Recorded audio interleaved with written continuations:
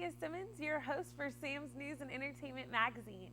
We have a great show ahead for you, including a few interviews with guests from the agricultural department Centennial celebration. We also have some news from around Huntsville and a weather forecast for the weekend. But first, I have a few tidbits that I thought might interest you. A 12-year-old boy from Ellensburg, Washington is already 7 feet tall and weighs 220 pounds. Brendan Adams has a rare chromosome disorder causing his rapid growth, along with other medical issues.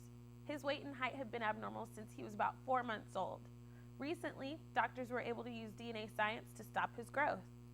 A giant 20-foot squid was recently found in the Gulf of Mexico. Although scientists knew that the giant squid were in the Gulf, the last time one was found was in 1954. This makes this catch the second of its kind in this region. New Yorker Richie Randazzo won $5 million in the lottery.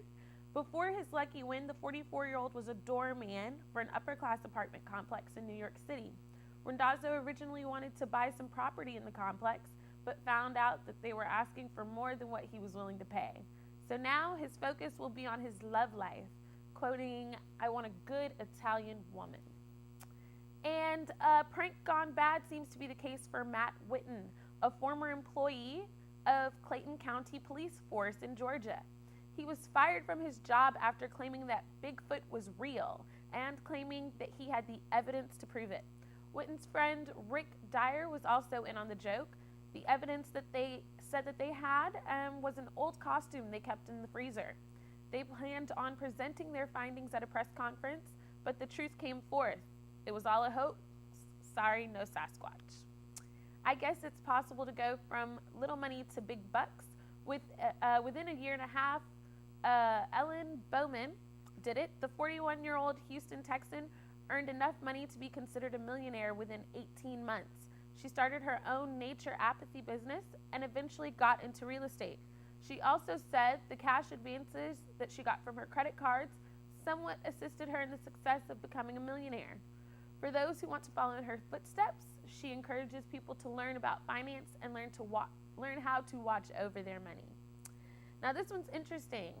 Glenn Fritzer is a corn farmer from LaSalle, Colorado, but he doesn't just plant and harvest corn. He creates designs in the field that you can see from overhead. He recently created a design in respect to his parents. He cut corn stalks to design their portrait in the field, and he figured out how to design not only his parents' faces into the cornfield, but also the words, "Thanks, Mom and Dad," and "Fritzer Family Farm." You can only imagine the looks on his parents' faces as they took a helicopter ride above the field and saw a cornfield with their faces cut into it. Well, I guess panda bears aren't as cuddly as they look. In a zoo in Beijing, China, someone climbed into a panda's pen, ignoring the warning signs that were posted with hopes of hugging the panda bear, Yang Yang. The panda bear panicked and attacked. Fortunately, a zoo worker calmed Yang Yang down and was able to rescue the person that was caught inside the pen. Now, this one is really interesting. A prisoner from Germany escaped by climbing into a cardboard box that was later taken away with the recycling. After the box had made it far enough away from the prison, the escapee cut open the box and fled. He's still missing, and the police in the area are planning on issuing out an international warrant for his arrest. The 37-year-old Turkish national was only supposed to serve 7 years for drug dealing charges. His jail time was due to end in 2011, but once he's found, his release will probably not be that soon. And if your dog needs a blood transfusion, there is a canine blood bank developing. Doctors Sean Owens, who works with the University of California Davis School of Veterinary Medicine, is starting a blood bank. He hopes to collect 13 different blood types from dogs. Dr. Owens is hoping that there will be around 400 regular dog donors, so there will be a steady exchange of blood. The blood that will be donated by other dogs will be available at the facility, so when transfusions or surgeries need to be performed, the blood will be on hand. And just a few interesting facts that I thought you would be interested in knowing. There is a temple that was built because of an ancient tooth that was believed to be the tooth of Buddha. The sacred Buddhist temple of Tooth is still located in central Sri Lanka. And in Britain, did you know that the imperial state crown is only worn on certain occasions by the Queen, but when it is put on her head, man, does she look important. This crown sparkles with 7,783 diamonds, 277 pearls, 16 sapphires, 11 emeralds, and 4 rubies. Doesn't every girl wish that crown belonged to her? I know I do. Now, for a look around Huntsville, the Huntsville Community Theater is now selling season tickets. For more information regarding the upcoming show scheduled or for prices for tickets, you can actually call 936-291-7936. I think that's going to be about it for the events around Huntsville. And Justin's at the news desk with some weather and news. Justin? Thanks, Tia. Hi guys, I'm Justin Crow, and I'll be giving you the headlines in today's news along with the weather forecast for the weekend. The Veterans Resource Center is now open in the Still building on campus. This center was opened in an effort to help veterans returning from leave. The center hopes to encourage and assist veterans in their pursuit for higher education here at SAM. So the University Police Department has created a new position to enforce and instruct parking. David Kapalou has been appointed the new Assistant Director for the SHSU Department of Public Safety. This position was created because of the recent growth of the university. Kapalou will supervise all aspects of the Parking and Transportation Office. So parking permits, administrative parking citations, parking rules and regulations, and transportation are all areas he will oversee. And if you're interested in being an ambassador for SHSU's College of Education, now is your chance. The 9 current ambassadors are seeking out individuals who are either majoring or minoring in education and have an outgoing personality. They are looking for passionate students who hope to pursue a career in education. For a student to be eligible, they must be at least a sophomore, standing, and a minimum 3-point GPA. The ambassadors visit many schools in the Huntsville area to encourage students from 1st to 12th grade on their road through education. I know this one interests me, and for all of those who like to eat, you can now be rewarded for eating on Sam Houston State University's campus. The program now in place is called the Jam Rewards Program. It rewards students for eating on campus by offering prizes for sweepstake winners. Students can enter as many sweepstakes as they want, and all you have to do is eat on campus. Those with the transaction over $5 can then visit Jam online to enter to win. The website is www.jamrewards.com. Some of the prizes include Best Buy and IKEA gift cards, external hard drives, and song downloads.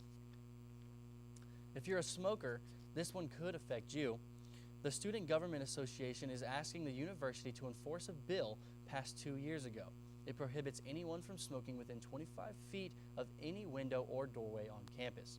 The SGA wants the smoking policy to be strongly enforced, but the University Police Department has not yet been informed of this policy. UPD's Deputy Chief James Fitch says if this is something the university authorities ask UPD to enforce, violators will not be issued a ticket but can be disciplined by the Dean of Students. The City of Huntsville Animal Control Officer Michael Clark is urging residents to make sure their pets are properly vaccinated. Recently, there was a rabies incident where a local woman tried to break up a fight between her cat and dog, but when she tried to stop the fight, the cat attacked her, leaving bites and scratches on her arms. Because the cat was acting irrationally, they tested it for rabies. The results came back showing the cat was, in fact, infected with the disease. The owner is currently undergoing a series of rabies vaccinations. So early voting has begun for the November elections. One ballot will have 11 proposed amendments of the Texas Constitution, and the other will have the Huntsville Public Library renovation and expansion issue. Early voting will be open until October 30th, Monday through Friday, at the Walker County Annex. That exact address is 1301 Sam Houston Avenue. November 3rd will be the regular voting day for these elections. And there is a new director for the Department of Communications. Although Bruce Erickson has only been working at Sam Houston since April of this year, he has had more than 30 years of experience in managing communication departments at institutions of higher education. He is a former Associate Vice President for the University Communications and Marketing at California State University, Fullerton, and a former Executive Director for Marketing and Communications at Wichita State University. Along with many other experiences, Erickson has won numerous awards, including an award for his work and visibility as Northbridge's spokesperson after the earthquake in Northbridge, California in 1994. Well, that's about all I have for news. Let's take a look into the weather for this weekend. Texas had a relatively cool but rainy day. As you can see, many cities across the state experienced thunderstorms and showers. El Paso was the only exception with partly cloudy skies.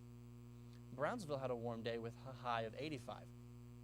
And now as we take a look into our days ahead, skies are going to clear up. We do have a slight chance of rain on Friday, but nothing to worry about.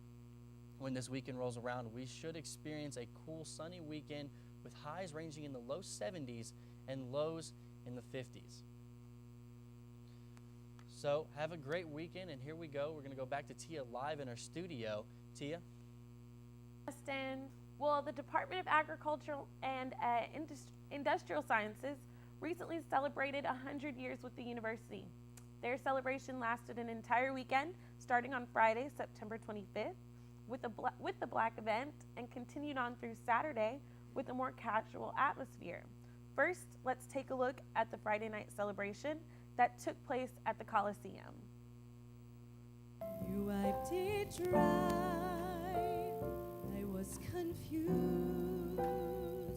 You cleared my mind, I sold my soul. You bought it back for me and held me up and gave me dignity. Somehow you needed me. You gave me strength to stand alone again, to face the world out on my own again. You put me high upon a pedestal, so high that I could almost see eternity. You needed me. You needed me. You needed me. You needed me.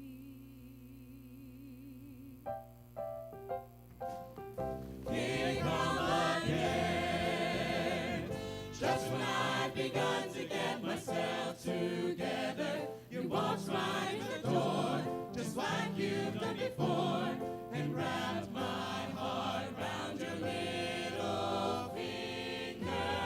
Mamas, don't let your babies grow up to be cowboys. Don't let them pick guitars and drive them old trucks. Let them be doctors and lawyers and such. Mamas, don't let your babies grow up to be cowboys. They'll never stay home and they're always alone, even with someone they love. You gotta know when to hold them, know when to fold them, know when to walk away, and know when to run. You gotta count your money when you're sitting at the table. There'll be time enough for counting when the dealing's done.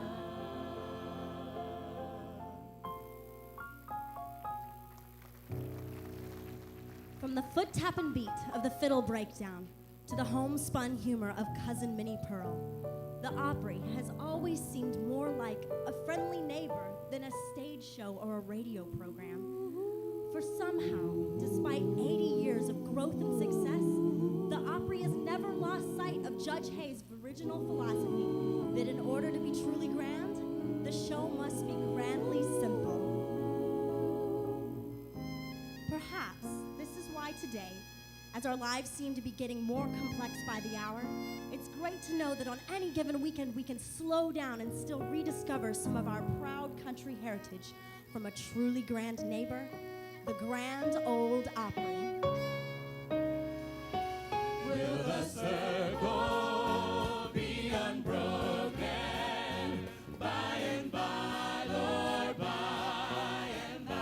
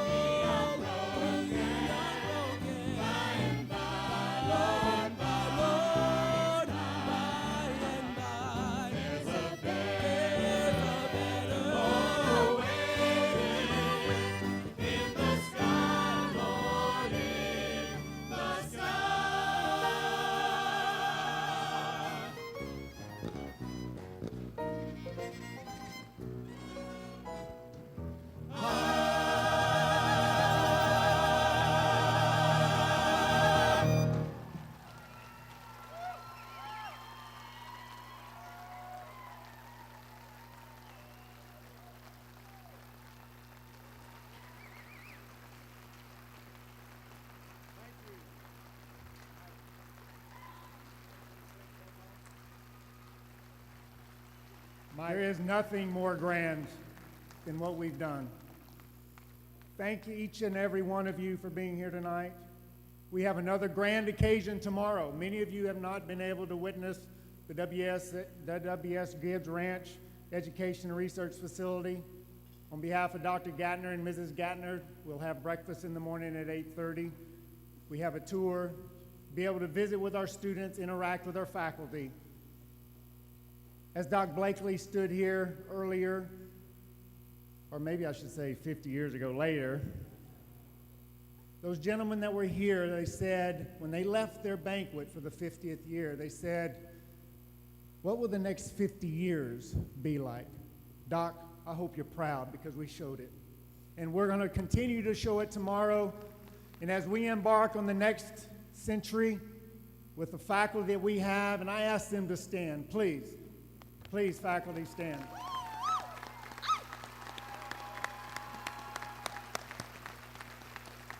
I guarantee you it will be another grand occasion when we come back, or when they come back, to celebrate.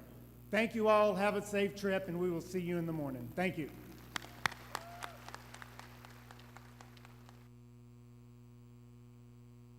And Brooke Bortz got a chance to talk with some of the guests at the Saturday event that took place at Gibbs Ranch. She was actually able to track down the world famous cowboy, Joe Bieber. Let's take a look at that.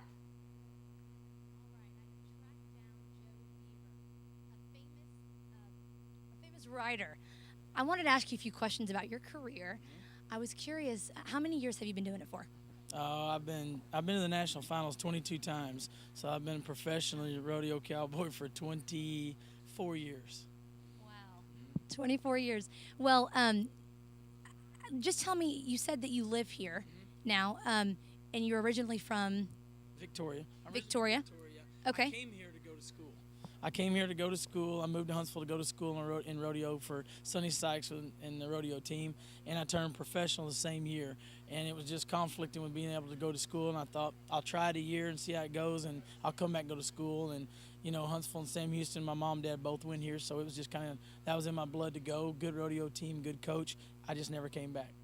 Wow, not a bad deal. It was a bittersweet, but it was a good bittersweet. Sure. And now, you know, I've been able to come back and give a lot back, try to help them out. And I've helped Mr. Sykes all through the years, and Roger Walters and Hannon Griffin, all the coaches, you know. So I got a lot of, I rent houses at my rodeo arena at home, and a lot of the team live out there. And I keep up what's going on with the school and the team through them. And, you know, a lot of the alumni are real good friends of mine. So anytime you can do something like this, it's just good for the school and good for the town. Yeah, absolutely. Cool. Now, I'm curious. I want to know a little bit about your career. What were some of the most exciting moments for you, or maybe great awards that you won that you would want to tell me about? Well, I think two or three of the best things ever, you know, is the first year I turned professional, I won a world championship, and that doesn't happen very often. I think there's only been 3 or 4 guys that win a world championship their rookie year, and I won the tie-down rope in the first year of my rookie year. So, you know, that was pretty cool to be able to say I maybe made a right decision by going on and going. In 1988, I got to rope at the Olympics. The Olympics were in Salt Lake City, and they had a agricultural area, or they called it a wing, you know, different events. And they had rodeo, and it was United States versus Canada. And I won 2 gold medals, and they gave them away on Gold Medal Square with the bobsledding and speed skating. And, you know, it's pretty cool for 80,000 people to be there when you dip down and get your gold medal stuck around your neck. So I've had a good career, and it's been really fun. Great. So you're excited to be here today. I know they're excited to have you. What work do you do with the ag department here? Well, like I said, the only thing I really have anything to do with anymore is I try to help the rodeo team and try to help anytime they have something to raise money. You know, if you can take your name and you've made something of your name and help the kids out and help the school, you know, it's something you need to do to give back.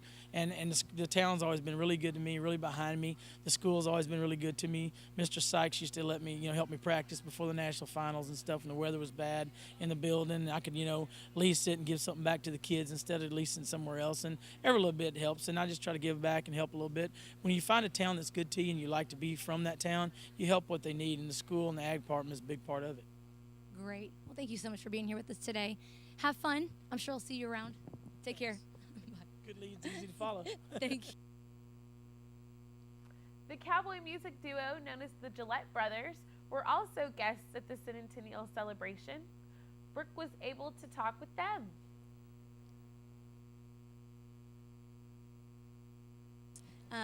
Mr. Pip and Guy, they really are brothers. I found this out a minute ago.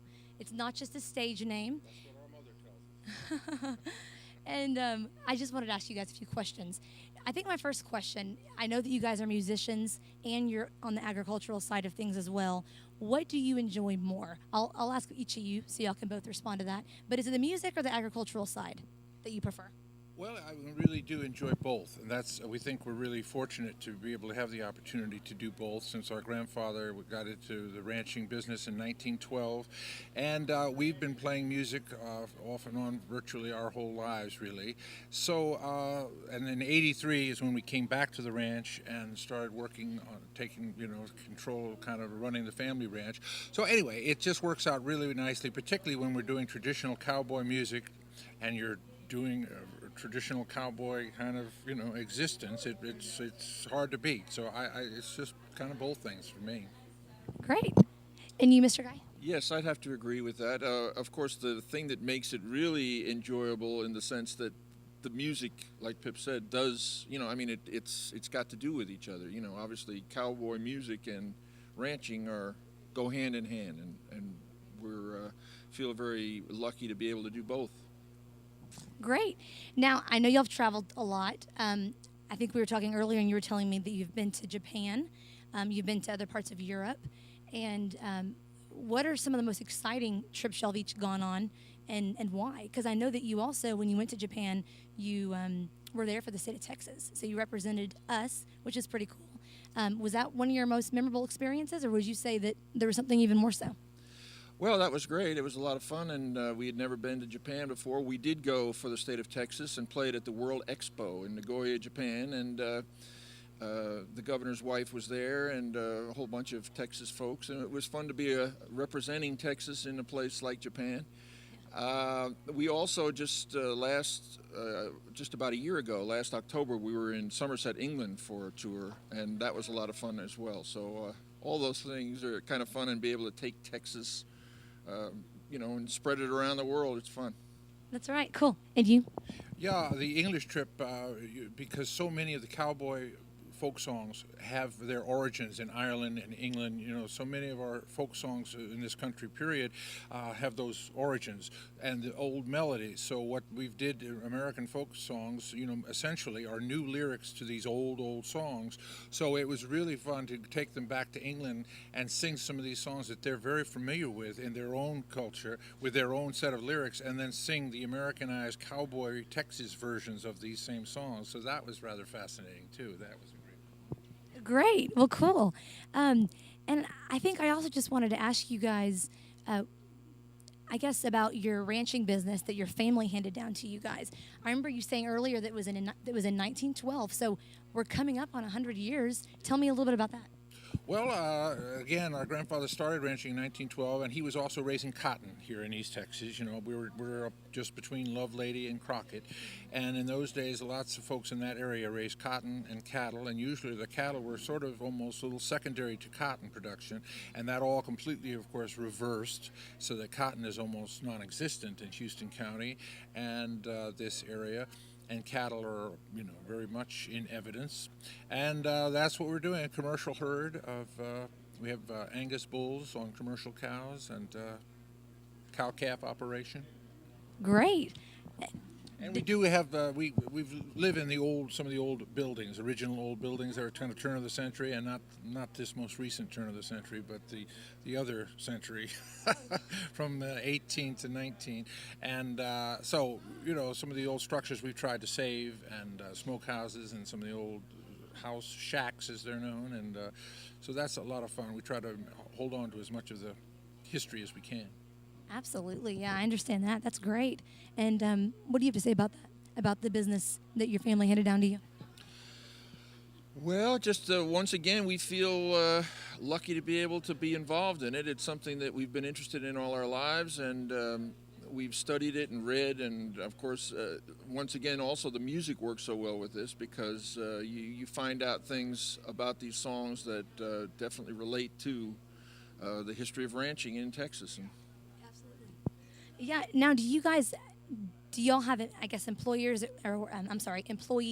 or hands that come out and help y'all, or do you actually get out on the ranch and do some work yourself? We do everything ourselves, basically, unless it's something like, hiring a dozer operator to do some clearing or something like that. But, and, we have some help when we're working cows and so forth. But, we're always there. Wow. Do you, is this something you enjoy doing? Like, earlier I asked you if it was music or the agricultural side of it. So when you're out there on the farm or on the ranch and your hands are on it, you're doing it and you're sweating, is it just as fun as being up on stage in air conditioning and a different atmosphere? Yeah, very much so. There's like repairing fence, and you're out there in the woods. And we have a lot of timber country over there, and there's nothing more beautiful than just being still and quiet. And that's one of the great things about ranching and cowboying is just being so close to nature. And the weather, and that's one of the reasons we don't, folks are always amazed because we don't have air conditioning, we don't have central heat, and they say, they act as if you cannot live without air conditioning, and we never have had any, and we like feeling a part of the climate and a part of what's going on the earth, where you have.